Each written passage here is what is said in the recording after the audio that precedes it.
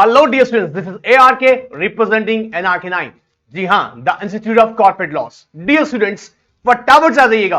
हम लोग आज डिस्कस करने वाले हैं कॉन्स्टिट्यूशन ऑफ इंडिया का कुछ बेसिक कॉन्सेप्ट्स और साथ साथ उसके कुछ क्वेश्चन सॉल्व करेंगे. जी हाँ, CSEET स्टूडेंट्स, आप लोगों के लिए आने वाले एग्जाम में ये क्वेश्चंस बहुत इंपॉर्टेंट होने वाले हैं. सर लेकिन मैंने तो कॉन्स्टिट्यूशन नहीं पढ़ रखा. Not to worry about it, because इस क्वेश्चन सीरीज के अंदर जी हाँ मैं कॉन्स्टिट्यूशन ऑफ इंडिया के कुछ बेसिक एस्पेक्ट्स भी डिस्कस करूंगा और जो क्वेश्चन डिस्कस करूंगा उनको एलैबोरेट भी करूंगा आंसर साथ में. तो अगर आपने पढ़ रखा है तो इस क्वेश्चन सीरीज को मेरे साथ में एंजॉय कीजिएगा. अगर आपने नहीं पढ़ा है तो इन क्वेश्चन को मेरे साथ सीख लीजिएगा, क्योंकि ये दोनों ही कॉन्सेप्ट होने वाला है. यहाँ रिवीजन भी होने वाला है और यहाँ पर लर्निंग भी होने वाली है. अगर पहली बार देख रहे हैं तो आपके लिए मजा आने वाला है, क्योंकि आप यहाँ सीख भी जाएंगे. और अगर आप जानते हैं और आपने पढ़ा हुआ है तो यहाँ आपका रिवीजन भी होगा और एक टेस्ट सीरीज भी होगी. सारी की सारी एक शानदार कॉम्बिनेशन होगी. आने वाले एग्जाम में मोस्ट प्रोबेबल क्वेश्चंस इस चैप्टर से रेडी किए गए हैं. इसको मैं 3 सीरीज में बनाऊंगा. जी हाँ, एक सीरीज जो कि आज आ रही है, एक सीरीज कल आएगा और उसके बाद कंटिन्यू 2 और सीरीज आएंगी. ऑलराइट, इन सीरीज में ऑलमोस्ट क्वेश्चन हम कवर करेंगे. इसमें रिवीजन भी होगा और साथ साथ आप लोग सीख भी पाएंगे. So without this time let's start today session. फटाफट से जुड़ जाइए, क्योंकि याद रखिएगा यार, ये बहुत जबरदस्त होने वाला है. बहुत जबरदस्त होने वाला है. क्यों? क्योंकि कॉन्सेप्ट ऑफ इंडिया के मोस्ट इंपॉर्टेंट क्वेश्चंस भी यहां डिस्कस करूंगा और साथ के साथ उनको जस्टिफाई भी करूंगा, ताकि आपको अगर याद नहीं है तो याद हो जाएंगे. ऑलराइट, और मे भी अगर आपने पहले पढ़ रखा हो तो मैं आपको बेटर क्लैरिटी देने की कोशिश करूंगा. Alright, so dear students, Indian constitution की बात करने से पहले मैं आपको बता दूं, अगर आप नए हैं, आप पहली बार देख रहे हैं, तो सब्सक्राइब कर लीजिएगा और बेल आइकन को प्रेस कर दीजिएगा. जी हाँ, सब्सक्राइब कर लीजिएगा और बेल आइकन को प्रेस कर दीजिएगा, because the one reason is NRK9 सब कुछ दे रहा है. CSET से CS प्रोफेशनल लेवल तक, जी हाँ फाइनल लेवल तक आपकी सारी प्रिपरेशन कराएगा. साथ साथ में इंटरव्यू टिप्स भी आपको बताई जाएगी. जी हाँ, क्योंकि हम लोग पिछले कई सालों से प्रैक्टिस कर रहे हैं, लगभग 8 ईयर से प्रैक्टिस की जा रही है. सो फटाफट ज्वाइन कर लीजिएगा, बहुत कुछ मिलने वाला है, बहुत कुछ. ऑलराइट, चलिए स्टार्ट करते हैं. Constitution of India. Constitution of India आपने पहले भी शायद सुना हो, और नहीं सुना है तो कोई बात नहीं, हम यहां पे समझते हैं. बेटा कॉन्स्टिट्यूशन ऑफ इंडिया के बारे में बेटा फटाफट सुनने वाली बात है, कुछ हमें जो याद रखनी चाहिए. कॉन्स्टिट्यूशन ऑफ इंडिया आप जानते हैं कि मोस्ट इंपॉर्टेंट डॉक्यूमेंट है. इस डॉक्यूमेंट को बेटा मदर ऑफ ऑल लॉ भी कहते हैं. मदर ऑफ ऑल लॉ भी कहते हैं. वापस सुनना, कॉन्स्टिट्यूशन ऑफ इंडिया एक मोस्ट इंपॉर्टेंट डॉक्यूमेंट है. एक्चुअली इसे मदर ऑफ ऑल लॉ भी कहते हैं. क्यों कहते हैं बेटा? क्योंकि कंट्री को चलाने के लिए, जी हाँ सिस्टम को मैनेज करने के लिए जिन लॉज की रिक्वायरमेंट होती है ना बेटा, वो लॉज अपना सोर्स ड्राइव करते हैं. जहां ऑरिजिन इन सब लॉज का वो क्या है? Constitution of India. ऑलराइट, अब बहुत सारी बातें बेटा सीखने के लिए, पर हम उस सारी बातों में से थोड़ा थोड़ा करके सब सीखेंगे. ऑलराइट, चलिए तो समझते बेटा. पहले मैं आपको बता दूं बेटा कि कॉन्स्टिट्यूशन ऑफ इंडिया है कैसा. आप लोग शायद पहले पढ़े होंगे तब भी. कहते हैं बेटा प्रियम्बल, मतलब कॉन्स्टिट्यूशन हम प्रियम्बल ही तो देखते हैं, जो कि पर्पस बताता है. कैसा है बेटा कॉन्स्टिट्यूशन ऑफ इंडिया? आइए स्क्रीन पे और समझ लेते हैं इसे फटाक से. देखिए देखिए, India to be sovereign socialist. ध्यान से बेटा, sovereign, socialist, republic, secular and democratic. रुक जाना, ध्यान से सुनना मेरी बात को, बहुत ध्यान सुनना, रटना नहीं है. आपने अगर अभी तक इसको पढ़ा है और आपने याद कर लिया India sovereign, socialist, secular, democratic, Republic, नहीं नहीं नहीं नहीं नहीं नहीं, मीनिंग बताना चाहिए. बिकॉज बेटा ये जो बातें हैं ना, ध्यान सुनना, ये कॉन्स्टिट्यूशन ऑफ इंडिया के बेसिक स्ट्रक्चर को डिफाइन करती हैं. Basic structure. और ये अगर समझ में आया आपको ना, बेसिक स्ट्रक्चर समझ में आया, मैं याद देखिए शॉर्ट फॉर्म लिखता हूं इसलिए कंफ्यूज हो जाएगा, मैं बोल देता हूं बेसिक स्ट्रक्चर से structure. Okay, so basic structure define करती है. इसको समझाना कॉन्स्टिट्यूशन ऑफ इंडिया को बहुत कुछ हद तक समझा, इसलिए याद रखना, डिटेल में ढंग से समझेंगे. फिर हम कुछ आजाद बातें करेंगे. जी हाँ, क्वेश्चन सॉल्व करेंगे डायरेक्ट. सो याद रखिएगा, मैं बता दूं फिर से, इंडियन कॉन्स्टिट्यूशन का प्रेम्बल. जी हाँ, इंडियन कॉन्स्टिट्यूशन का पर्पस क्या कहता है कि इंडिया कैसा है? सॉवरेन. सॉवरेन मींस, अब देखो बेटा, एब्सोल्युटली इंडिपेंडेंट. क्या आप बताओ बेटा, कोई और कंट्री तुम्हारा लॉ बनाती है? कोई और कंट्री डिसाइड करती है तुम्हारी कंट्री में कैसे लॉज होने चाहिए? नहीं. क्या कोई और कंट्री तुमको नचाती है? नहीं. इंडिया कैसा है बेटा? Absolutely independent. जी हाँ, किसी कंट्री से बाउंड नहीं है. चाइना कहेगा इंडिया सुन, आज से तुम्हारी कंट्री में सुनो वाटर पे लॉ होना चाहिए, तुम्हारी कंट्री में इलेक्ट्रिसिटी पे लॉ होना चाहिए, तुम्हारी कंट्री में रोड्स पे लॉ होना चाहिए, तुम्हारी. अरे इंडिया एब्सोल्यूट इंडिपेंडेंट है, किसी देश के इन्फ्लुएंस नहीं होता, किसी देश के कंट्रोल में नहीं. ऑलराइट, किसी कंट्री के कंट्रोल में नहीं है. सो इंडिया कैसा है? Sovereign. India to be sovereign. वापस, इंडिया टू बी सॉवरेन मतलब एब्सोल्युटली इंडिपेंडेंट. आजादी मिल चुकी है, अंग्रेज जा चुके हैं. ऑलराइट, अब पॉलिटिशियन की बात नहीं करेंगे यहां पे बेटा, है ना. चलिए, सोशलिस्ट. सोशलिस्ट मींस क्या बेटा? अब बेटा देखो, पॉलिटिकल सिस्टम की ड्यूटी है. देखो यहां पे कहते हैं system of political economy that ensure equitable distribution of wealth and protects from the exploitation. Socialist, socialist का मतलब क्या है? इंडिया सॉवरेन है। देखो सोशलिस्ट है, सोशलिस्ट मतलब इससे मिलने वाले, देखो हर किसी इंसान को अपॉर्चुनिटी, इकोनॉमिक अपॉर्चुनिटी होनी चाहिए और वो मिलेगी। फॉर एग्जांपल आप अगर कोई बिजनेस करना चाहते हैं और उसके जो रिक्वायरमेंट्स रखी हैं आप कर सकते हैं। इसका मतलब नहीं सिर्फ आप ही कर सकते हैं, अगर वो एलिजिबिलिटी क्राइटेरिया अगर कोई और भी फुलफिल करता है आपका इंडियन सिटीजन तो वो भी कर सकता है। ठीक है, तो यहां पर जो भी वेल्थ क्रिएशन, इकोनॉमिक से रिलेटेड वेल्थ क्रिएशन, आप पैसा कमाना चाहते हैं आजादी है आपको, और कोई कमाना चाहता है आजादी है, किसी के साथ में क्या नहीं है, डिस्क्रिमिनेशन नहीं है, भेदभाव नहीं है। सो इंडिया कैसा है बेटा? सोशलिस्ट। यहां कहता है system of political economy that insures equitable distribution of wealth and protect from exploitation. Exploitation मतलब क्या है सर? किसी बच्चे को जॉब करने देंगे क्या? मतलब सर ऐसा कोई बच्चा जो कोई डेंजरस प्लेसेस या फैक्ट्रीज में, माइंस में काम कर सकता है? नहीं। तो क्या ऐसा होगा कि इस गरीब का बच्चा करेगा और अमीर का बच्चा नहीं करेगा? नहीं, सबके लिए इक्वल है। नहीं तो नहीं, एक्सप्लॉयटेशन से बचाएंगे। ऑलराइट, ठीक है। एंड रिपब्लिक मींस, अब बेटा एक बात सुनो, सुनो ध्यान से, इधर इधर नहीं, इधर ना सुन, नहीं। क्या यहां पर ऐसा सिस्टम है कि अगर मान लीजिएगा कांग्रेस पार्टी है, ठीक है, अब मैं यहां अलग नहीं बोलना चाह रहा हूं, समझाने के लिए कह रहा हूं, ठीक है, कांग्रेस पार्टी है, अब कांग्रेस पार्टी में गांधी परिवार, मान लीजिएगा अगर इलेक्शन होते हैं तो कैसे ही होगा कि हर बार इलेक्शन में, इलेक्शन बिना ही कौन आएगा? गांधी परिवार की जो पर्सन होगा, फैमिली मेंबर होगा, वही मिनिस्टर, प्राइम मिनिस्टर्स बनेंगे। Answer is no. तो रिपब्लिक का मतलब क्या है? आप लोगों को आजादी है, आप लोग मतलब सिटीजन हो जाती है कि वो चुनेंगे अपना कि हेड ऑफ द कंट्री कौन हो। देखो Republic means the head of the state is elected by the citizens, is not a hereditary. मतलब ये नहीं कि फादर प्राइम मिनिस्टर थे, ठीक है, तो बेटा भी अब प्राइम मिनिस्टर के पोस्ट में संभालेगा, नहीं। बात पकड़ में आ रहा है? तो इंडिया क्या है बेटा? रिपब्लिक। अब ये बेसिक स्ट्रक्चर, तुम ध्यान से सुनना बेटा, ये बेसिक स्ट्रक्चर बहुत इंपॉर्टेंट है। इंडिया सॉवरेन है, किसी और कंट्री, ऐसा कोई लॉ नहीं बन सकता है कि दूसरी कंट्री उसको बोलेगी। क्या इस केस में हम लोग अमेंडमेंट कर सकते हैं? नहीं। कि देश ने बेटा आज अब चाइना को अपनी बागडोर संभालने को दे दिया कि अब चाइना संभालेगा इंडिया को? नहीं। इंडिया के लिए लॉ बनाएगा चाइना? नहीं। बात पकड़ में आ रहा है? इंडिया एब्सोल्युटली कैसा है? इंडिपेंडेंट। ठीक है सर। उसके अलावा बेटा क्या बोले? सोशलिस्ट। हर एक बंदे को इक्वल अपॉर्चुनिटी मिलेगा, रिगार्डिंग व्हाट? उससे एक्सप्लॉयटेशन नहीं होगा और इकोनॉमी में वेल्थ क्रिएशन का मौका सबको मिलेगा। Alright sir. रिपब्लिक का मतलब क्या है? हेड ऑफ द कंट्री कौन इलेक्ट करेगा? सिटीजन ऑफ इंडिया इलेक्ट करेंगे। एंड सेक्युलर, क्या बेटा? धर्म। सोचना बेटा, स्टेट, किसी स्टेट मतलब गवर्नमेंट का कोई रिलीजन होगा, वो बात अलग है। अभी इलेक्शन के पॉइंट ऑफ व्यू से सब लोग रिलीजन लड़ते हैं, लेकिन मैं समझाने के तौर पे कह रहा हूं। लेकिन देखिए कॉन्स्टिट्यूशन ऑफ इंडिया ये कहता है कि स्टेट हैज नो रिलीजन, और आप सबको आजादी है कि आप अपनी मर्जी से ना कोई भी रिलीजन चूज कर सकते हैं, उसे प्रोपोगेट कर सकते हैं, उसे प्रोफेस कर सकते हैं।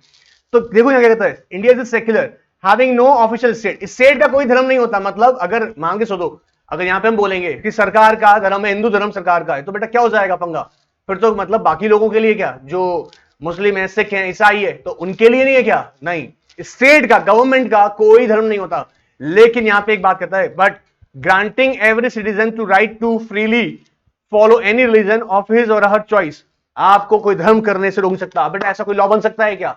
ऐसा कोई लॉ बन सकता है कि तुमसे कहा, जबरदस्ती कहा जाए कि नहीं, you have to profess Hindu धर्म, you have to you know what follow Mohammedan, I mean Muslim धर्म? नहीं ना, ऐसा नहीं होगा। तो ये कॉन्स्टिट्यूशन ऑफ इंडिया का क्या सेकुलरिज्म पार्ट बोलता है। Alright sir. And democratic, democratic means बेटा ग्रांटिंग इक्वल वोटिंग राइट्स, बहुत important, equal rights to every citizen, single citizen of the nation.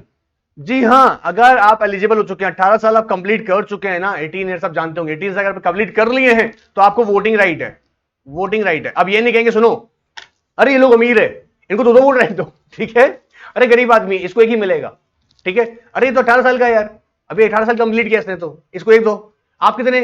ओहो आप 70 ईयर्स हैं, आपके तो कम से कम 4 वोट बनते हैं। ऐसा नहीं है, सबको इक्वल राइट है।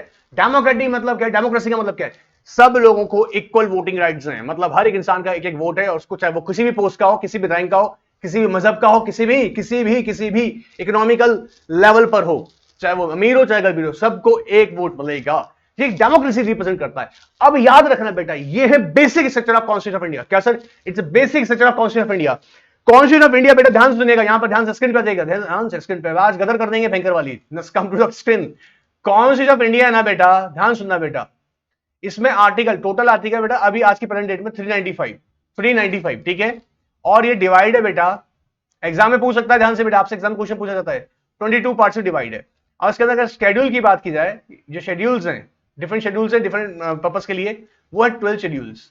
सो एग्जाम में बेटा ये क्वेश्चन आपसे पूछ सकता है, आपसे ये पूछा जा सकता है कि कॉन्स्टिट्यूशन ऑफ इंडिया जो है वो कितने कितने आर्टिकल्स उसमें है। एक्चुअली इसमें जनरली अमेंडमेंट्स होते रहते हैं, अभी मैं जितना मैं सोच रहा हूँ शायद 104 टाइम्स अमेंडमेंट्स हो चुके हैं, I am quite sure. And याद रखिएगा कुछ आर्टिकल्स को ओमिट कर दिया गया, कुछ को इंसर्ट किया गया है। सो टोटल अगर मैं आज प्रेजेंट डेट की बात करूं तो 395 आर्टिकल्स हैं total, and it is divided into 22 parts and having 12 schedules. Schedules जो है वो अलग अलग पर्पसेस के लिए हैं, मैं अभी समझाऊंगा, ठीक है। सो यहां हमने पहले बेसिक बात समझी, इंडिया कैसा है बेटा, इंडियन कॉन्स्टिट्यूशन ऑफ इंडिया कैसा है, बोलो जल्दी से बेटा। सॉवरेन सॉवरेन सॉवरेन मतलब कंप्लीटली इंडिपेंडेंट, एब्सोल्यूट कंट्री हमारा इंडिपेंडेंट है, किसी भी देश के वजह से नहीं। जी हाँ, कोई और देश हमें चलाता नहीं है, ठीक है। सो इंडिया कैसा है बेटा, एब्सोल्युटली इंडिपेंडेंट मतलब सॉवरेन। ऑलराइट, सेक्युलर, सेक्युलर मतलब आपको बताए थे अभी सेक्युलर, अब यहां पे एक साथ नहीं बोलेंगे, याद रखिएगा, इनको एक साथ नहीं लेके बोलेंगे, आपको अलग अलग सोच के बताना है, रटना नहीं मारना है। सेक्युलर का मतलब ही क्या होता है, क्या स्टेट का कोई धर्म होगा, अनस्टेट का कोई धर्म होगा, बोलो। State having any religion, no, but every citizen of have a right to profess any religion of her or his choice. अपनी मर्जी से जो धर्म चाहो चूज कर सकते हो, उसे प्रोफेस कर सकते हो। Alright sir, alright sir. And secular, socialist मतलब क्या होता है, अभी इधर से रट्टा नहीं, इधर नहीं, इधर देखिएगा। सोशलिस्ट, सोशलिस्ट सर सबको इक्वल डिस्ट्रीब्यूशन होगा, वेल्थ, इकोनॉमिक अपॉर्चुनिटी सबको इक्वली मिलेगा, हाँ जी। Alright, and republic sir, republic मतलब क्या राजा का बेटा राजा बनेगा समझ में आ रहा है नहीं, समझो।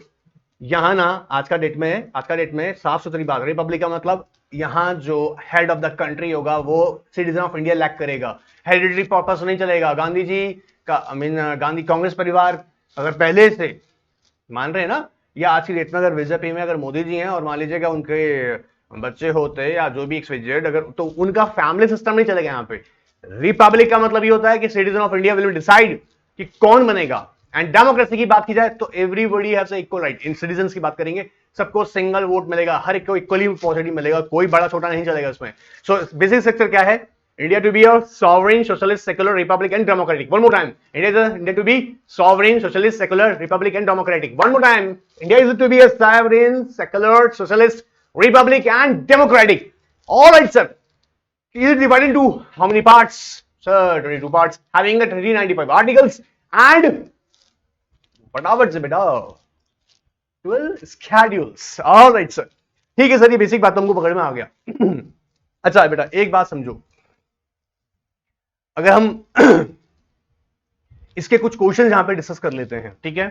तो इन क्वेश्चंस में क्योंकि डिफरेंट डिफरेंट आर्टिकल्स आएंगे, हर एक आर्टिकल को मैं आपसे डिस्कस करूंगा और इन्हीं के साथ इनके आंसर्स भी डिस्कस कर लिए जाएंगे, ताकि आप लोगों के लिए प्रिपरेशन भी हो जाए और अगर आपने पहली बार पढ़ रहे हैं तो आपको एक आइडिया मिल जाएगा। क्लियर है? तो मैंने सिर्फ एक बेसिक बात करी आपसे ताकि आपको कोई इसमें कोई प्रॉब्लम नहीं आए। So here we go with the question series. आइए बेटा, पहला क्वेश्चन देखते हैं बेटा, ध्यान से बेटा, स्क्रीन पे आ जाओ, स्क्रीन पे आ जाओ।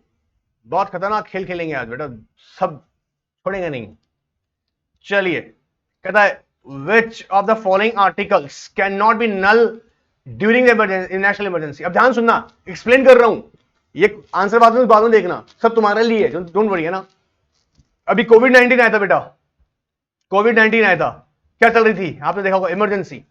इमरजेंसी के टाइम पे नंबर ऑफ लॉज होते हैं ना बेटा, नल एंड वॉइड होता है। मतलब ऐसा होता है बेटा, कुछ आर्टिकल्स यहां पे कह रहा है which of the articles can not be null and void, ऐसे। लेकिन कौन सा आर्टिकल है जो एक्चुअली है और रहेंगे इमरजेंसी के टाइम पे भी। अब यहां पे देखो आंसर रेफर किया हुआ, आंसर नंबर सी, मतलब 2021। अब यहां आपको बताता हूं बेटा आर्टिकल 20 क्या कहता है एंड 21 क्या कहता है। ये आर्टिकल सुनना, इमरजेंसी के टाइम पर ये आर्टिकल इफेक्टिव रहते हैं। जनरली इमरजेंसी जब लगती है, याद रखिएगा, कंट्री के अंदर, तो अक्सर लॉज होते हैं वो क्या होता है, नल एंड वॉइड होता है। उस ड्यूरेशन में उन्हें उनका कोई इफेक्ट नहीं होता, नल, सॉरी वॉइड नहीं, नल हो जाते हैं, मतलब इफेक्टिव नहीं रहते हैं during the emergency.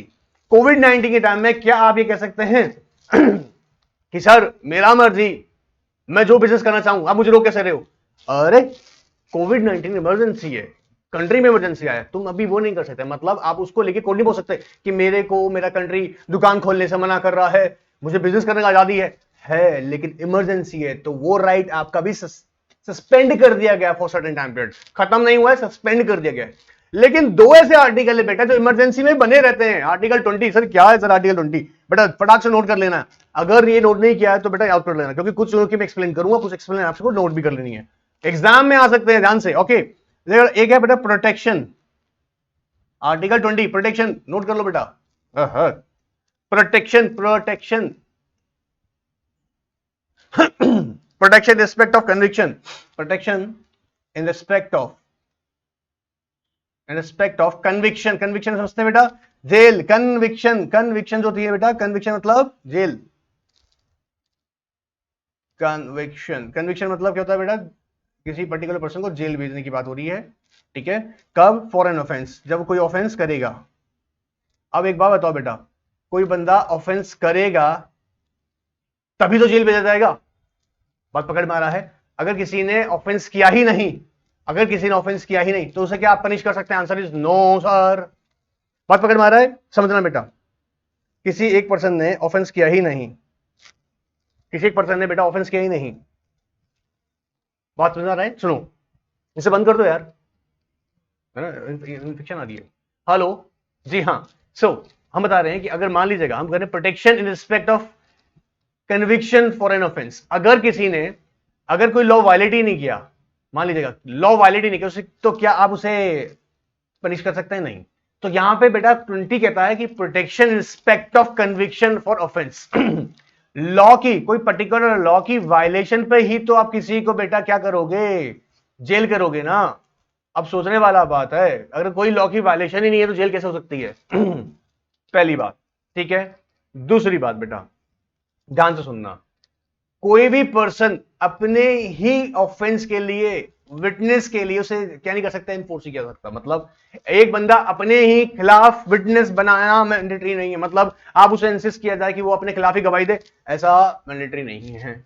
Alright, and 21 जो बेटा बात करता है ना, सर ये समझ में नहीं आया 20, समझना, सुनो सुनो सुनो सुनो सुनो सुनो, समझो बेटा ध्यान से। आर्टिकल 20 कह रहा है protection in respect of conviction for an offence.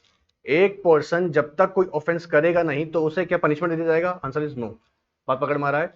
Without violation of law, या if there is no law और उसको आप जबरदस्ती क्या कर रहे हैं? जेल कर दें, तो जेल नहीं हो सकता।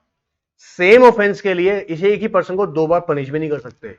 सेम ऑफेंस, एक ऑफेंस किया उसने, उसे दो बार पनिश किया जा रहा है? नहीं, उसे दो बार पनिश नहीं किया जा सकता। मतलब एक ऑफेंस अगर हुआ है तो, ऑफेंस अगर हुआ है तो उसको पनिश एक बार ही किया जाएगा, सेम के लिए बार बार नहीं कर सकते आप, ठीक है। तो सेम के लिए मतलब वापस नहीं कर सकते। ध्यान सुनना बेटा, ध्यान सुनना, ध्यान से, ध्यान से। ए ने मर्डर किया, ठीक है, उस पर चार्ज लगा मर्डर का, कोर्ट ने उसको दे दिया भाई सजा कि भैया तेरे को जा 10 साल का सजा दिया। अब इसी मामले के अंदर क्या उससे वापस से पनिशमेंट हो सकती है? Answer no. एक बार अनाउंसमेंट हो गई पनिशमेंट, ठीक है, क्लियर है। दूसरा सेम बात समझना बेटा, अगर इसको कोर्ट ने फ्री कर दिया तो इसी कोर्ट में वापस इसको पनिशमेंट नहीं मिल सकती। कोर्ट ने फ्री कर दिया भाई, ठीक है, इसने कोई मर्डर नहीं किया, फ्री कर दिया, तो क्या कोर्ट वापस से पनिश कर सकता है सेम ऑफेंस के लिए? मींस ये नहीं कह रहा कि वापस मर्डर करके आ जाएगा, तो नहीं, सेम ऑफेंस के लिए जो मर्डर किया है, कोर्ट ने देखा, कोर्ट ने कहा नहीं तुमने भाई आजाद कर दो, नहीं तुमने मर्डर नहीं किया, कंफर्म हो गया, अब उसके कोर्ट ने फ्री कर दिया, तो क्या वही कोर्ट उसी ऑफेंस के लिए जिसके लिए फ्री किया हुआ है, क्या वापस पनिश कर सकती है? Answer no. अपील डालना अलग बात होता है, ठीक है, ठीक है सर। 21 जो कह रहा है बेटा ध्यान सुनना, 21 क्या कह रहा है? प्रोटेक्शन ऑफ लाइफ, ये मोस्ट इंपॉर्टेंट है यार, protection of life and liberty, protection of life and liberty. ध्यान से सुनना बेटा, जबरदस्त आर्टिकल है, जबरदस्त। मैं इसको डिटेल में समझाऊंगा आपको, पर अभी क्वेश्चन के पॉइंट ऑफ व्यू समझ रहे हैं। Protection of life and liberty बेटा बहुत सारे राइट्स देता है ना, अपने आप में एक बहुत ही वाइड आर्टिकल है जिसमें नंबर ऑफ राइट्स हैं। आपकी जिंदगी, ठीक है, एक एग्जांपल के तौर समझाने की कोशिश करता हूं ताकि आपको थोड़ा बहुत आइडिया मिल जाए इसका। बेटा इसे समझो, राइट टू, ध्यान सुनना बेटा, ध्यान से, आपको देखो समझो, लाइफ इन लिबर्टी की बात कर रहा हूं, life in liberty, protection of life, life and liberty. और लाइफ का मीनिंग यहां पर live the life with dignity, जीना ही जीना नहीं है बेटा। एक बहुत शानदार डायलॉग है, मैं मेरे अक्सर मेरे स्टूडेंट जानते हैं, मैं फिर आपको बता दूं, सांस लेना ही जिंदगी नहीं है, लाइफ कैसे होना चाहिए? With dignity. अब ध्यान सुनना बेटा, अगर इमरजेंसी लगा हुआ है तो आपने ध्यान दिया होगा कि लोगों के लिए कुछ टाइम पीरियड के लिए शॉप्स को, ग्रॉसरी शॉप्स को खोला गया ताकि उनकी पास एसेंशियल चीजें पहुंच सकें। लाइफ मतलब यहां पर इमरजेंसी का मतलब ये नहीं कह सकता है कि हमें तो कोविड-19 में लॉकडाउन करना है, भूखे मरो तो मर जाओ, घर में रहो, लेकिन नहीं, कुछ टाइम के लिए शॉप्स को खोला जा रहा था ताकि लोगों के पास एसेंशियल चीजें पहुंच सकें। वो ऐसा नहीं कर सकते हैं कि वो लॉकडाउन, कंप्लीट लॉकडाउन ऐसा कर दें कि एक इंसान अपनी एसेंशियल चीजें भी, जी हां, एसेंशियल चीजें भी उसको अवेलेबल ना हो सके।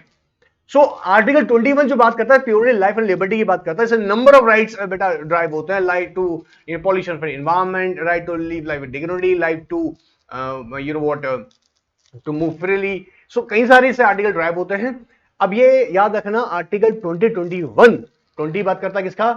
Protection against conviction for offence, and second बेटा 21 किसकी बात करता है? Protection of life and liberty.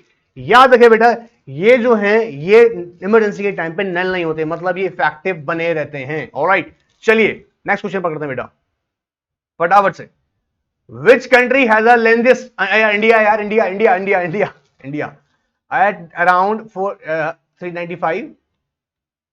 India, अरे तो सबको रटा हो गया यार। लेंथेस्ट मतलब सबसे बड़ा इंडियन कॉन्स्टिट्यूशन, जी हाँ, इंडिया का ही जो है आर्टिकल सबसे, I mean constitution of India सबसे लेंथेस्ट है, जिसमें 395 आर्टिकल्स हैं, 22 पार्ट्स में, 12 स्केड्यूल्स। ऑलराइट, ठीक है। देखो यहाँ पे एक और बेटा नॉलेज के लिए डालूं, यूनाइटेड स्टेट्स का सबसे शॉर्ट है बेटा, 7 आर्टिकल्स में बात खत्म, ठीक है। कॉन्स्टिट्यूशन ऑफ इंडिया, इंडिया जी हाँ सबसे लेंथियस्ट याद रखिएगा, सबसे बड़ा document, I mean other country से कंपेयर, और सबसे छोटा जो है वो यूनाइटेड स्टेट का कॉन्स्टिट्यूशन है, जिसमें सिर्फ 7 आर्टिकल्स हैं। हमारे पास कम है क्या बेटा? आर्टिकल्स की कमी है क्या? देखो 395 आर्टिकल्स। अमेरिका ने, यूनाइटेड स्टेट्स ने बेटा 7 आर्टिकल्स में कंप्लीट कर दिया। सब सिंपल एकदम, याद रहेगा। चलिए बेटा next question, what is the date of adoption of, यार सिंपल है यार, आई होप तुम देखो मत, 26 नवंबर 1949, ये तो याद होगा। नहीं है तो कोई बात नहीं, जोड़ लो।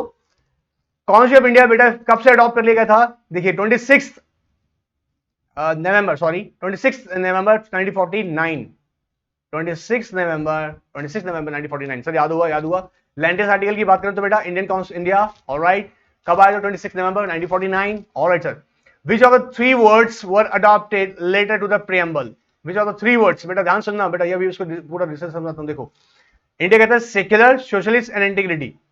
ये एक 42nd आर्टिकल, देखो 42nd, हाँ मेंशन किया हुआ, देखो 42nd अमेंडमेंट एक्ट 1976।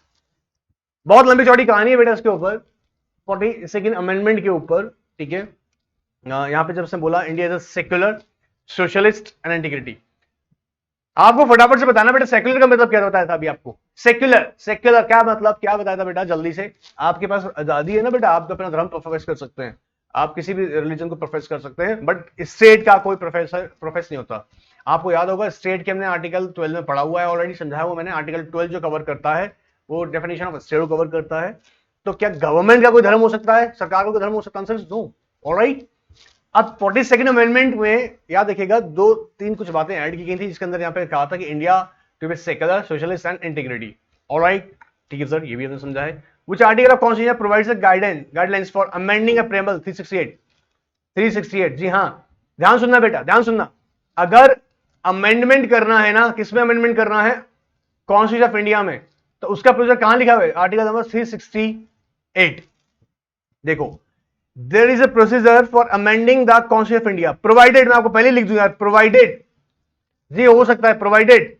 क्या क्वेश्चन पूछ रहा हूं, क्या फंडामेंटल राइट्स में अमेंडमेंट पॉसिबल है? जी हां, आर्टिकल 368 को फॉलो करके अमेंडमेंट कर सकते हैं फंडामेंटल राइट्स में भी, प्रोवाइडेड बेसिक स्ट्रक्चर, ये याद रख लेना बेटा, basic structure of constitution of India can be amended. इसमें अमेंडमेंट नहीं हो सकता बेसिक स्ट्रक्चर में, मतलब क्या ऐसा पॉसिबल है क्या? ध्यान सुनना बेटा, एकदम ध्यान सुनना। कि हम यहां कहते हैं कि जो अमीर है ना, रिच जो है उसको मिलेगा 2 वोट, और जो पुअर है आज से सरकार ने कहा उसको मिलेगा 1 वोट। क्यों?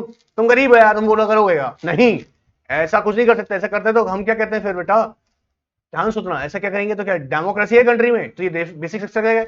ऑलराइट, तो फंडामेंटल राइट्स में अमेंडमेंट हो सकता है, आंसर इज किस आर्टिकल के थ्रू हो सकता है? आर्टिकल 368। 368, याद रखा बेटा, article number 368 of constitution of India provides a procedure to amend the constitution of India. देखो बेटा, preamble, since the preamble to be also regarded as part of constitution can be amended, it was indeed amended in 1976 for the second amendments। बहुत खतरनाक case था ये, आपको discuss करूंगा मैं later on अभी, ठीक है। ऑलराइट सर, वापस क्वेश्चन पूछ रहा हूं, क्या फंडामेंटल राइट्स में अमेंडमेंट्स हो सकती है? आंसर इज यस, हो सकता है, प्रोवाइडेड बेसिक स्ट्रक्चर में नहीं होना चाहिए, ठीक है। Which famous case involved the basic structure of Keshananda Bharati versus State of Kerala? रट लो यार, ये आ सकता question, Kesavananda Bharati versus state of Kerala. ये 42nd अमेंडमेंट 1976 की जो बात कर रहे हैं, ये एक्चुअल इसी का ही ओरिजिन है। यहीं से एक बहुत लंबी चौड़ी कहानी हम सुनाएंगे तुमको। ऑलराइट, अभी क्वेश्चंस रीसॉल्व कर लें। ऑलराइट सर, देखिए, which famous case involve the term basic structure of the नाना भाई पाटलीवाला।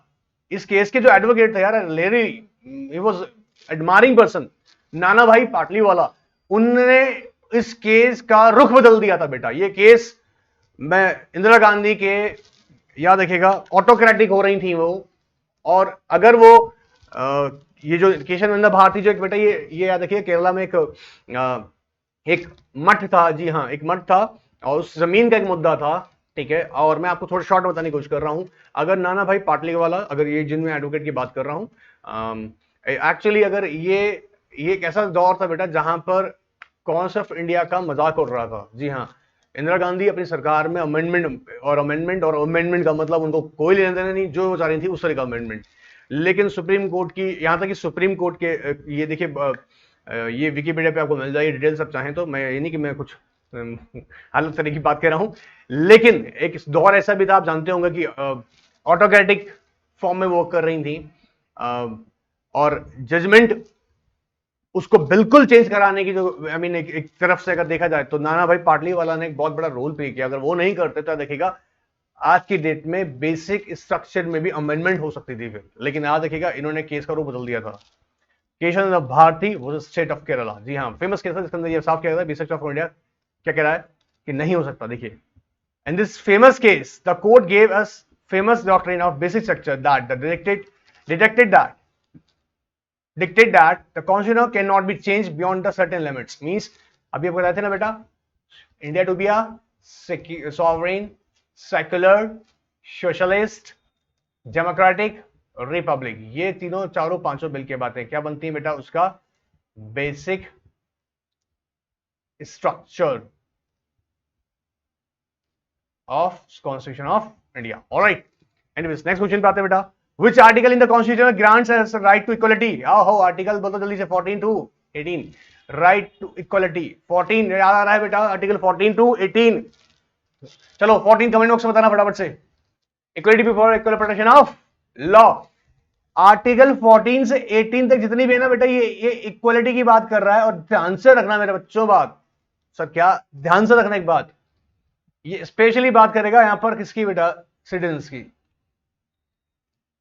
ठीक है, सिटीजन्स की बात करेगा, मतलब भारत के लोगों को equality before law, equal protection of law, equal opportunity in employment, ठीक है। या हम बात करेंगे यूज, यू नो व्हाट, आपने सुना होगा अबॉलिशन ऑफ टाइटल की बात यहाँ पे की जाएगी, ठीक है, 17 के अंदर बात की जाएगी, आर्टिकल 18 के अंदर बात की जाएगी। सो ये जितने भी आर्टिकल्स है 14 से 18 के बीच में राइट डिफाइन कर रहे हैं, राइट टू इक्वलिटी को। देखो, equality before law, social equality and equal access to public areas, equal access to public areas, ठीक है। 15, equality in matters of public employment, article number 16, abolition untouchability 17 and abolition of title, article number 18, ठीक है। ये बेटा किसकी बात कर रहा है, इक्वलिटी बिफोर, यहां पे बात करेगा 14 की। तो बेटा ये कौन कौन से आर्टिकल्स हैं जो कि बात करते हैं इक्वलिटी, इक्वलिटी कौन सी, equality before law, social equality and equal access to the public areas. Public areas मतलब सर जैसे आपने देखा, देखो बेटा, आप यूज ऑफ वेल है, घाट्स है, गंगा पे जाओ बेटा, तो थोड़ा है कि बेटा तुमको, अरे यार तुमको नहीं छूने देंगे, तुम यूज कर सकते हो, तुम नहीं कर सकते हो, नहीं ऐसा नहीं है। सबको आजादी है वो छूने का, टच करने का, जो भी you know what public property treat किया जाता है उसको, ठीक है। And equality in the public employment, जी हाँ, सबको अपॉर्चुनिटी मिलेगा। जॉब पब्लिक एम्प्लॉयमेंट का, सरकारी जॉब का ऐसा नहीं है कि तुमको मिलेगा तुमको नहीं मिलेगा, सबको अपॉर्चुनिटी है, ठीक है। अबॉलिशन ऑफ अनटचेबिलिटी, छुआछूत, उसको खत्म किया गया आर्टिकल 17 के अंदर। एंड अबॉलिशन ऑफ टाइटल, अब किसी को सुपीरियर नहीं कह सकते आप, सुपीरियर समझते ना, किसी के नाम के आगे आप नहीं रख सकते, सर विलियम, ठीक है, या राज बहादुर नारायण मिश्रा, राज बहादुर, ये सुपीरियरिटी दिखाता है, अपने आप को सुपीरियर दिखा, ऐसे टाइटल्स अपने आप को सुपीरियर दिखाते हैं दूसरे कंपैरिजन। या राज साहब, राय साहब, ये सबके सब बेटा क्या है, आप अपने आप को सुपीरियर दिखाते हैं, मतलब दूसरों को नीचे दिखाते हैं। ऐसे टाइटल्स आप अपने नाम के साथ यूज नहीं कर सकते, इसको खत्म कर देगा आर्टिकल 18 में सर। तो ये इक्वलिटी 14 से 18 तक की बात करेगा, ठीक है। Which article in the Constitution grants us right to freedom? बेटा बहुत सिंपल सा है, 19 से 22 तक बेटा जाते हैं तो हम लोग आर्टिकल 19 से 22 जाते हैं, 22 तक जाते हैं तो कौन से मिलते हैं हमको, आर्टिकल नंबर 1922 फ्रीडम। देखो आओ, freedom of speech and expression, freedom of assembly, freedom of association of or union, freedom to move freely throughout the territory of India, freedom to live and settle in any part of the territory of India, freedom to practice any profession or carry on in trade, occupation or trade or business। Detail में discuss होता है बेटा article 19 के अंदर सारी की सारी चीजें, ठीक है, याद रहेगा। तो ये बात करता है किसकी बेटा, आर्टिकल 19 के अंदर, जो की बात करता है राइट टू फ्रीडम। अगर इक्वलिटी की बात करेंगे तो आर्टिकल नंबर 14 से 18, जो कि अलग अलग हमने यहाँ डिस्कस किया भी है, ठीक है। अगर हम लोग बात करेंगे फ्रीडम का ना, फ्रीडम का बात करेंगे तो आर्टिकल 19 से 22 तक। और अभी आपको याद होगा मैंने 20 बताया था आपको और 21 बताया था, क्लियर हो रहा है ये, ठीक है sir. Which article constitution grants the right to against exploitation, right against exploitation, 22, 23, 24, I hope ये आपको याद होंगे। देखो यहां पे आओ, देखो बेटा, addiction of the human trafficking and the force labour, ये किस में बात करता है, 23 का। Abolition of employment of children below the age of 14 years, जी हाँ, 14 साल से कम का बच्चा कहां काम नहीं करता, dangerous jobs like factories and, ये बात करता है 24, ठीक है। आर्टिकल 23 एंड 24 की बात कर रहा है। मैं यहाँ फटाफट इसलिए चल रहा हूं ताकि आप अगर थोड़ा थोड़ा कैच कर सके, हम लोग कभी सारे क्वेश्चन सॉल्व करेंगे। फिर भी अगर कोई टॉपिक क्लियर नहीं है तो मुझे आप कमेंट बॉक्स में डालेगा, मैं आंसर करूंगा। ऑलराइट, ऑलराइट सर, चलिए। तो आर्टिकल बेटा 23 की बात कर रहा है, किसकी बात कर रहा है बेटा, किसकी, human trafficking and force labour.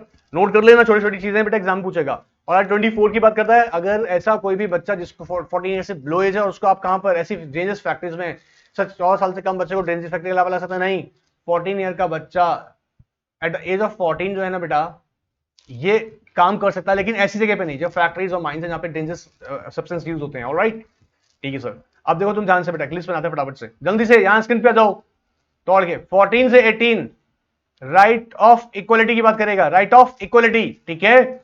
और सर 90 से 22 राइट ऑफ फ्रीडम की बात करेगा, ध्यान से। 23 और 24 अभी अभी देखो डिस्कस किया है, क्या, राइट अगेंस्ट एक्सप्लॉयटेशन, याद रहेगा। राइट ऑफ इक्वलिटी की बात करेंगे 14 से 18 में, 19 से 22 के अंदर राइट ऑफ फ्रीडम का, and 23, 24 right against exploitation. Alright sir. Which article in Constitution grants us the right to freedom of religion? अरे सिंपल है यार, 25, 28, जी हाँ 25 से 28। ये बात क्या कर रहा है देखो, freedom of conscience and the free profession 25, practice and propagation of religion and the freedom to run religion affairs, alright 26, no compulsion of pay of tax, क्या बात है sir, promotion of maintenance of any reason 27, and freedom to attendance at religious instructions, religious worship in the certain educational 28। Sir मतलब क्या है sir, बता दीजिए बेटा। 25 से 28 तक आपको किसी भी धर्म को प्रोफेस करने की आजादी है। आप अपने धर्म से मंदिर बना सकते हैं, मस्जिद बना सकते हैं, आप उसकी प्रॉपर्टी को मेंटेन कर सकते हैं, आप वहां से उस धर्म की एजुकेशन दे सकते हैं, ठीक है। और याद रखिएगा, इसके लिए आप अपनी जो धर्म बनाया आपने उसकी प्रॉपर्टी मेंटेन कर सकते हैं। और अच्छी बात यह है कि धर्म चलाइएगा, आपको टैक्स भी नहीं देना पड़ेगा। ऑलराइट, आपका मर्जी है तो आप कर सकते हैं। ऑलराइट, सो आर्टिकल 25 से 28 तक की हम बात जब करते हैं तो जनरली, अच्छा ये बड़े डिटेल में ना डिस्कस किए हैं, ठीक है। मैं यहां सिर्फ एक सीरीज को भी कंटिन्यू के पॉइंट से चल रहा हूं, तो इसको अगर आपने पढ़ रखा तो बहुत ईजी, आप जल्दी जल्दी समझ रहे होंगे, ठीक है। बट यहां मैंने फिर भी मेंशन कर रहा हूं ताकि यहां पर लिखा हुआ नहीं है, फिर भी आपको क्लियर हो जाएगा कि ये आर्टिकल्स किसके बारे में बात कर रहा है। Article, which article of constitution grants us right to constitutional remedies, article number 32, मतलब supreme court of India, supreme court of India में आप अपने जो भी आपके राइट्स, देखिए फंडामेंटल राइट्स, आपके क्या बेटा, फंडामेंटल राइट्स की अगर वायलेशन होती है तो आप रिट फाइल कर सकते हैं। कहां रिट फाइल कर सकता है? कॉन्स्टिट्यूशन ऑफ इंडिया में। और ये अलग अलग तरह की रिट्स हैं, इसको आर्टिकल नंबर 32 में डिफाइन किया हुआ है। तो अगर आपकी कॉन्स्टिट्यूशनल रेमेडीज की बात करते हैं, कब कॉन्स्टिट्यूशनल रेमेडीज की बात की जाएंगी? जब आपके फंडामेंटल राइट्स वायलेट हो रहे हैं, फंडामेंटल राइट्स वायलेट हो रहे हैं, क्लियर हो रहा है? तो आप उसके लिए रिट पिटीशन फाइल कर सकते हैं। कहां पर बेटा? Under article 32 before supreme court. अब सर इसमें कौन कौन सी रिट हो सकती है? आओ बेटा देखो ध्यान से सुना। Different writs in the constitution of aims at protecting the fundamental rights of citizens, सबके नहीं, सिटीजंस के यार। जैसे habeas corpus, mandamus, prohibition, quo warranto, certiorari. आइए देखते हैं हेबियस कॉर्पस कब लगती है। अरे बिना पूछे किसी इंसान को, बिना किसी वर्दी के, मतलब पुलिस वाले ने उठाया, गिरफ्तार करके रख दिया, क्या किया उसने? कुछ नहीं किया है। अरे तो उसका बॉडी क्यों डिटेन कर रखा है? कोई ग्राउंड नहीं है, छोड़ो उसको इमीडिएटली। किसी का तुमने लिबर्टी छीन लिया यार, आजादी छीन लिया। देखो habeas corpus means that the arrested person must be brought before the court and that holds the right to set the person free if the grounds of arrest are found to be faulty। जी हाँ, अगर किसी person को arrest कर लिया गया है और आपको लगता है कि कोई उसके पीछे वजह नहीं उसको अरेस्ट करने की, तो उसको इमीडिएटली क्या करना पड़ेगा? आपको छोड़ना पड़ेगा। 24 घंटे याद रखिए कोर्ट के सामने लाना पड़ता है। एक पर्सन को अरेस्ट कर लिया गया तो with in 24 hours nearest magistrate के सामने लेकर आओ। और अगर बिना किसी रीजन के आपने किसी पर्सन को अरेस्ट कर रखा है तो आपने उसकी लिबर्टी खत्म कर दी है, इसके खिलाफ, उस पुलिस ऑफिसर के खिलाफ याद रखिएगा रेट इशू हो सकता है। कौन सा? Habeas corpus. हेबियस मतलब होता है body, to have body. Habeas corpus मतलब to have body without any ground. किसी पुलिस वाले ने किसी पर्सन को अरेस्ट कर लिया है, ऐसा नहीं कर सकते हो। उसके अलावा mandamus command is issued when the officer hold in a found to misuse his power। कोई भी अगर एडमिनिस्ट्रेटिव ऑफिसर, जी हाँ, कोई भी एडमिनिस्ट्रेटिव ऑफिसर याद रखिएगा अपनी पावर का मिसयूज करता है तो उसे क्या होगा बेटा? क्या होगा बेटा? उसको उसको उसके खिलाफ कोर्ट क्या रेट इशू करेगा? Clear? Prohibition is issued by the higher court when they find that the lower courts have made judgments beyond their power of the jurisdiction।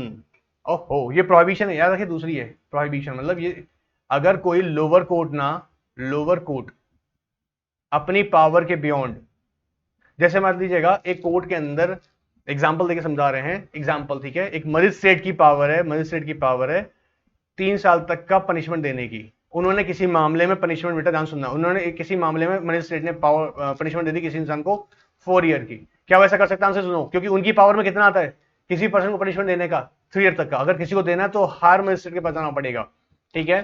तो वैसा कर सकते हैं? None sir no. अगर वो ऐसा कर देते हैं तो बड़ा कोर्ट क्या करेगा? उन्हें प्रोहिबिट करेगा तो issue higher court by they find that the lower court have made judgments beyond their power of jurisdiction. Alright sir. Quo warranto is issued when the court finds that the officer holds illegally holding that position। अब यहां court है ना, question पूछता है what is your authority. Actually आपने जो office hold किया हुआ पब्लिक ऑफिस, याद रखिएगा यहां पे बात कर रहे हैं पब्लिक ऑफिस, ये बेटा पब्लिक ऑफिस की बात कर रहा है ना, ठीक है? पब्लिक ऑफिस होल्ड करना है तो यह क्वेश्चन पूछ सकता है भाई आपने ये होल्ड किस पर्पज से कर रखा है। Alright. issued when the court wants to order a lower court or similar authority to transfer some matter pending before it to other court or other authorities। मतलब देखो यहां समझना बेटा, कब इशू हो रही है? Court wants to order a lower court को ऑर्डर देती है सिमिलर अथॉरिटी को, उसके अगेंस्ट इक्वल, जैसे लाइक एनसीईआरटी को भी बोल सकती है, ठीक है, to transfer some matter pending before it to the other court और अदर अथॉरिटी। अगर किसी कोर्ट में कोई मामला पेंडिंग चल रहा है और वो कोर्ट उससे एंटरटेन नहीं कर रही है या उसकी पावर में नहीं आती है, अभी यहां पे देखिएगा इन दोनों फर्क क्या है। प्रोहिबिशन में यह होता है कि कोई कोर्ट ने गलत पावर एक्सरसाइज कर ली है, जजमेंट दे दिया है। सेशनरियो में क्या होता है, अभी कोर्ट जिसमें मामला चल रहा है उसमें जजमेंट नहीं आया है, बट उस कोर्ट के पास पावर नहीं है उसको एंटरटेन करने की, मतलब उसमें जजमेंट देने की पावर नहीं है, तो हायर कोर्ट को बोलेगा, हायर कोर्ट क्या बोलेगा, इस मामले को दूसरा कोर्ट जो उसके लिए पावर रखता है उसको ट्रांसफर करा जाएगा केस। ऑलराइट। तो ये अलग अलग बेटा राइट्स हैं। जब भी अगर किसी पर्टिकुलर पर्सन के फंडामेंटल राइट्स वायलेट होंगे, वो आर्टिकल नंबर 32 में सुप्रीम कोर्ट या फिर आर्टिकल नंबर 2 to 6 में हाई कोर्ट में, क्या देखिएगा, हाई कोर्ट में ये पिटीशंस फाइल कर सकता है, रिट पिटीशंस। ऑलराइट। चलिए सर, क्लियर हुआ, हमको याद हुआ, बेसिक पता लगा। चलो बेटा फटाफट से आ जाओ। What is the date of adoption constitution of India? यार ऑलरेडी डिस्कस कर लिया हमने, 26 नवंबर 1949, ठीक है। The feature of concurrent list Australia. जी हाँ, कॉन्करेंट लिस्ट का मतलब सुनना ध्यान से बेटा, सुनो बेटा, हमारी कंट्री कैसी है बेटा, डिवाइड है ना, 2 फॉर्म में डिवाइड है, ध्यान सुनना। हम यूनिटरी फीचर्स भी हैं, फेडरल भी हैं। कॉन्स्टिट्यूशन ऑफ इंडिया कैसा है, फेडरल भी और यूनिटरी भी फीचर्स है, ठीक है। मतलब यहां पर 2 तरह के गवर्नमेंट होता है, आपने देखा होगा, सेंट्रल भी है और स्टेट लेवल पे भी है, स्टेट लेवल गवर्नमेंट भी, आपने सुना है ना अच्छे से। अब बेटा इनके ना दोनों के एक बात सुनना बेटा, ध्यान सुनना, ध्यान से सुनना। ये इनकी पावर जो है ना, पावर टू मेक लॉज, इनकी लिस्ट बनी हुई है कौन सी इंडिया, लिस्ट फर्स्ट, और इसके लिए बनी है लिस्ट नंबर सेकंड। ये लिस्ट क्या है सर, ना राशन की लिस्ट है, नहीं बेटा, लिस्ट है, इसमें लिखे आइटम्स। आइटम्स मतलब कौन कौन से ऐसे आइटम जिन पर लॉ बना सकती है सेंट्रल, जैसे फॉर एग्जांपल रेलवे, तो रेलवे जो है ना बेटा लिस्ट नंबर फर्स्ट का आइटम है, ठीक है। यहां सेकंड में लेते हैं एग्रीकल्चर, एग्रीकल्चर में जब स्टेट में कंट्रोल में थी जो एग्रीकल्चर लैंड आती है उस पर स्टेट लॉज बना सकती है। तो ऐसे लिस्ट वाइज आइटम दे रखे हैं, ध्यान सुनना है ना, लिस्ट वाइज आइटम दे रखे हैं। लिस्ट फर्स्ट में जो आइटम होंगे उस पे सेंट्रल गवर्नमेंट, जी हाँ, सेंट्रल लॉ बना सकती है, और जो लिस्ट सेकंड में होंगे उस पे स्टेट लॉ बना सकती है स्टेट गवर्नमेंट। अब ऐसे भी कुछ आइटम होंगे जो कि ना लिस्ट फर्स्ट में आएंगे ना सेकंड में आएंगे, वो आएंगे कॉन्करेंट लिस्ट में, उसको बोलते हैं लिस्ट नंबर थर्ड, ठीक है, जिसमें सेंट्रल और स्टेट दोनों ही लॉस बना सकती है, ठीक है, क्लियर एकदम। एटम ऐसे मैटर जिसमें लिस्ट फर्स्ट में भी नहीं लिस्ट सेकंड में नहीं है, बट दोनों में ही फॉल होंगे, तो वहां पर दोनों ही बना सकते हैं, प्रोवाइडेड अगर ऐसा कोई लॉ बनाया गया जिसपे स्टेट ने लॉ बनाया और सेम उस पर सेंटर ने भी लॉ बना दिया, तो सेंटर का बना हुआ लॉ प्रिवेल हो जाएगा, क्योंकि इंडियन कॉन्स्टिट्यूशन कैसे है, फेडरल भी है but with unitary features, alright. हम बिल डुअल गवर्नमेंट के फॉर्म में वर्क भी करते हैं, सेंट्रल लेवल पे स्टेट लेवल पे भी, बट इमरजेंसी केस में क्या होता है, सेंट्रल गवर्नमेंट कंट्रोल कर देता है पूरा कंट्री को, तो यूनिटरी फीचर्स। तो ये कॉन्सेप्ट बेटा जो कॉन्करेंट लिस्ट का था ना, ये ऑस्ट्रेलिया से लिया गया है, ठीक है, ऑस्ट्रेलिया कॉन्स्टिट्यूशन डॉक्यूमेंट से, alright. Which constitutional amendment added a part of fundamental duties to the constitution? यार सिंपल यार, 42nd यार, amendment added a part of the fundamental duties, 42nd constitutional amendment, simple है, ठीक है। आइए देखते हैं, देखो बेटा ये भी हमको देखना है, देखो जनरली कहता है Westminster model of the government followed by the Indians borrowed from, अब ये हमने लिया जनरली ब्रिटिश फॉर्म, देखो यहाँ पे UK also has an unwritten constitution because it does not have any document, single document that codifies all of their principles and the law. Actual मैं आपको यहाँ पे सिर्फ खास उदाहरण बताना चाहता हूँ, यूके जो है ना बेटा, जिनके हम गुलाम रही थी कभी कभी कंट्री, उनका खुद का कॉन्स्टिट्यूशन ऑफ इंडिया अनरिटन है, मतलब उनका कॉन्स्टिट्यूशन इन राइटिंग नहीं है, alright, alright, alright sir. Parliamentary form of government is borrowed from the, जी हाँ, British form of the government, जी अंग्रेजों ने दिया था हमको पार्लियामेंट्री फॉर्म, मतलब पार्लियामेंट्री बनाना then law making process through होगा, वो ब्रिटिश गवर्नमेंट थ्रू हमने अडॉप्ट किया है। Idea of the fundamental rights, ये अमेरिका का बेटा, जुडिशियल रिव्यूज, जी हाँ, fundamental rights and judicial reviews, ये का हमारा, सॉरी, स्टेट, यूनाइटेड स्टेट्स, जी हाँ, United state, United state, United state, exam में आएगा, ध्यान रखिएगा। फंडामेंटल राइट्स, आज अगर हम कॉन्स्टिट्यूशन ऑफ इंडिया में बात करते हैं फंडामेंटल राइट्स के अलग अलग, प्लस अगर उनके साथ गलत हो रहा है, नहीं हो रहा है, आई मीन गलत हो रहा है, तो उन्हीं मामलों पे क्या कोर्ट की अथॉरिटी है उसे चेक करने की कि क्या कंट्री में जो लॉज बनाए जा रहे हैं वो सही है नहीं है। जी हाँ, पार्लियामेंट ने कुछ भी लॉ बना दिया चलता रहेगा, नहीं, उसे जुडिशियल रिव्यू में डाल सकते हैं। तो ये कॉन्सेप्ट जो हमने लिया है वो यूनाइटेड स्टेट के कॉन्स्टिट्यूशन से लिया है, ऑलराइट, ठीक है sir. Directive principle state policies borrowed from, borrowed मतलब उधार लिया होगा, मतलब उस से नहीं है, उसको कंसीडर किया गया है, ऑलराइट, लाइन से कंसीडर किया है, ठीक है। Concept of suspension of fundamental rights during emergency is taken from, जी हाँ, वेमार्क, ये एक्चुअली समझना, ध्यान सुनना, इधर ध्यान सुनना, इंपॉर्टेंट है यार, इंपॉर्टेंट मार्क कर लीजिएगा। आपने देखा होगा वॉर विद चाइना, नाम सुना होगा, पाकिस्तान, नाम सुने ना बेटा, या इंदिरा गांधी ने लगाई थी बेटा इंटरनल डिस्टर्बेंस 1974 में, 1974 की ही बात है, इंटरनल डिस्टर्बेंस। ऐसे केसेस में ना फंडामेंटल राइट्स जो होते हैं वो सस्पेंड हो जाते हैं, मैंने अभी बताया था ऊपर आपको, सस्पेंड हो जाते हैं। तो ये कह रहा है कि वो कहां से ले, रिमेंबर कॉन्स्टिट्यूशन ऑफ जर्मनी, देखो इसका बेस बताता हूं। There have been 3 incidents when the emergency was declared in India: Indo-China War, Indo-Pakistan War, Pak War, and when Indira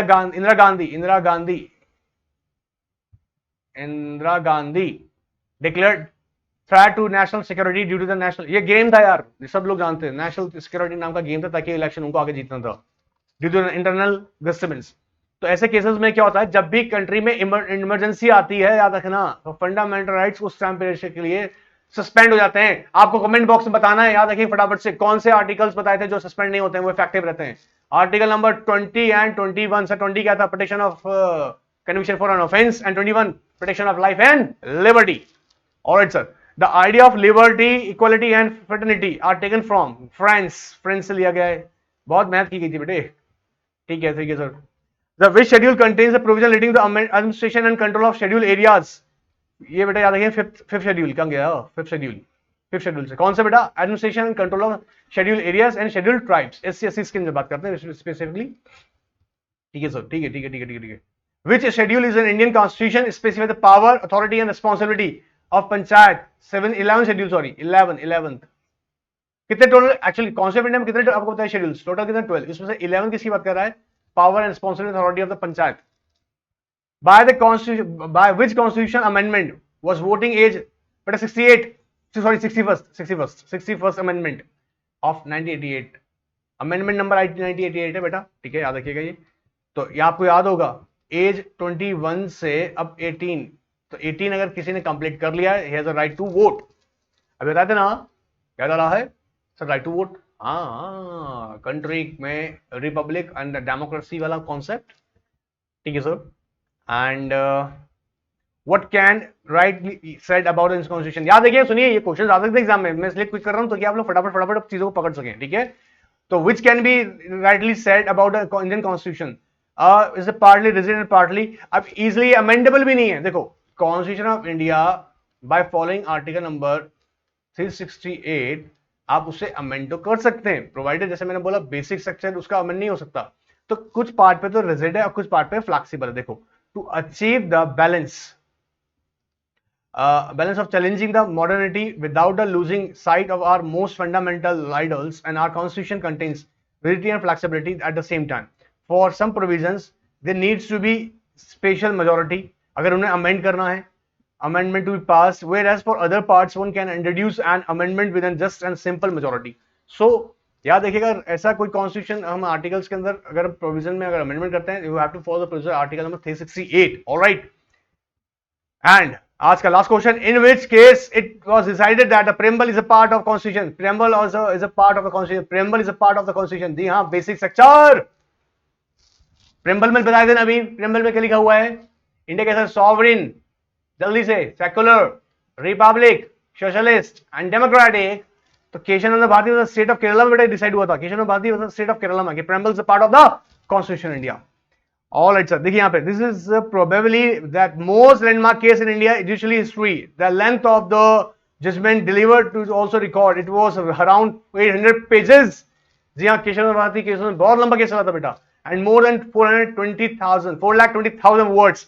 The doctrine of basic structure came into being after this case. Keshav Bharati state of Kerala. सर क्या कर लिया हमने बेटा? हमने ना, सुनो ध्यान से, ये पूरा कॉन्सेप्ट ध्यान से सीखा ना तुम लोगों ने, ध्यान से पकड़ में आ रहा है। ये क्वेश्चन हमने कितना सारा डिस्कस किया है एग्जाम में, मैं बोल सकता हूं आपको इनमें से क्वेश्चन आएगा, ठीक है। आपको साथ रखना, इन क्वेश्चंस को समझना है, अगर पढ़ा हुआ है तो इन्हें प्रैक्टिस करना है। मैंने फिर भी कोशिश की आपके साथ में डिस्कस करने की, नहीं समझ में आया है कमेंट्स में पूछो यार, तुम्हें कह रहे हैं पूछो, तुम्हें एक पर्टिकुलर आर्टिकल पे दिक्कत होगा उसके ऊपर वीडियो बनाना को बनाएंगे, ऑलराइट। कॉमन अगर प्रॉब्लम आएगा लगातार तो लगातार बनाएंगे उस वीडियो, ठीक है, not to worry about it. हमने इसके देखो कई सारी एस्पेक्ट डिस्कस करी है, कहीं पे भी डाउट है, किसी भी लगता है तो इसको फटाफट से ज्वाइन करके वापस देखो, चेक करके, और मुझसे क्वेश्चन क्वेरी पूछने के लिए दौड़ के आ जाओ, ठीक है। देखो अभी देखते हैं, अब यहाँ पे हमने क्वेश्चन कई सारे डिस्कस किए बेटा, हमने इसके कई सारे एस्पेक्ट डिस्कस कर लिया था, और यहाँ देखिए मैंने यहाँ पे आपको डिस्कस किया था इसके बारे में भी। एक चीज और ऐड कर लीजिए यहाँ पर, याद रखिएगा, ये डेट भी आपसे पूछ सकते हैं एग्जाम में, तो याद रखना कब आया था constitution of India. Effective date की थी बेटा उसकी 26 नवंबर 1949, ठीक है, 26 नवंबर 1949। एक तो प्रोबेबल क्वेश्चन बेटा इसी एरिया से, एक प्रोबेबल क्वेश्चन देख लेना, एक से दो क्वेश्चन तुम्हें प्रोबेबली यहीं से मिलेंगे, और अगर इसको समझा है तुमने भी तो तुम्हें कॉन्स्टिट्यूशन ऑफ इंडिया समझना बहुत इजी है, ऑलराइट। इसका सेकंड पार्ट आ रहा है और क्वेश्चन साथ में, याद रखिएगा नंबर ऑफ क्वेश्चन डिस्कस करूंगा। अगर आपने नंबर ऑफ क्वेश्चन को ध्यान से समझ लिया और इन्हें प्रैक्टिस भी कर ली मेरे साथ में, समझ लिया और प्रैक्टिस भी कर लिया, एग्जाम में कॉन्सेप्ट ऑफ इंडिया कोई भी क्वेश्चन आएगा तुम करके आओगे, इजीली करके आओगे, ऑलराइट। चलो बेटा एंजॉय करो, नेक्स्ट चीज के लिए रेडी हो जाओ, टेक केयर, गुड बाय।